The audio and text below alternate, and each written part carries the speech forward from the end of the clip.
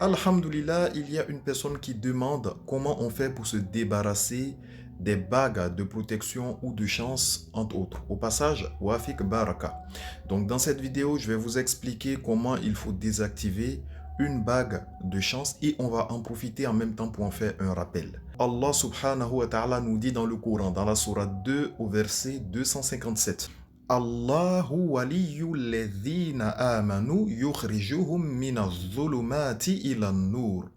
C'est-à-dire Allah est le défenseur de ceux qui ont la foi. En d'autres termes, le protecteur. Le défenseur, c'est aussi le protecteur. Al-waliyyu. Du coup, si toi tu accroches un bracelet de protection ou bien une bague de protection, c'est comme si tu es en train de dire en réalité, il y a d'autres protecteurs en dehors d'Allah. Et c'est cette bague-là, c'est ce bracelet-là qui te protège en dehors d'Allah. Donc c'est du shirk, tout simplement. Et quelqu'un qui est associé à Allah doit se repentir sincèrement. Et pour se repentir, déjà, il faut se débarrasser de ça. Si tu portes des bagues de protection, chance, talisman, gris-gris, enlève-les, retire-les d'abord, dans un premier temps. Après, pour désactiver, ça dépend. Parce qu'il y a plusieurs types de bagues de protection ou de chance.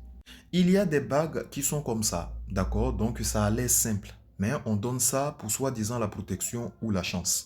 Si c'est comme ça, faut juste te tremper dans de l'eau coranisée pendant une nuit et après, tu jettes, tu te débarrasses de ça tout simplement, d'accord? Après, il y a des bagues comme ça. Ce sont des bagues talismans.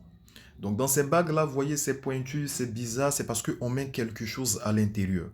Donc moi, personnellement, ce que je conseille, c'est d'ouvrir. Si vous avez une pince, ouvrez ça ou bien allez chez un bijoutier, ouvrez, trempez dans de l'eau coranisée de sorte à ce que l'eau coranisée touche le contenu de cette bague-là. Donc laissez tremper pendant une nuit et après vous pouvez jeter. D'accord? Ou bien, si vous trempez dans de l'eau coranisée, par la suite, vous pouvez faire fondre pour en faire une autre bague. Là, ça va dépendre de vous. Mais il faut avant tout désactiver. Et il ne faut plus avoir la croyance que c'est ça qui va te protéger, c'est ça qui va t'attirer de la chance. Il faut savoir qu'en islam, on peut porter une bague. Il n'y a pas de problème. Voilà, même moi personnellement, j'ai une bague. Mais je ne dis pas que c'est cette bague-là qui me protège.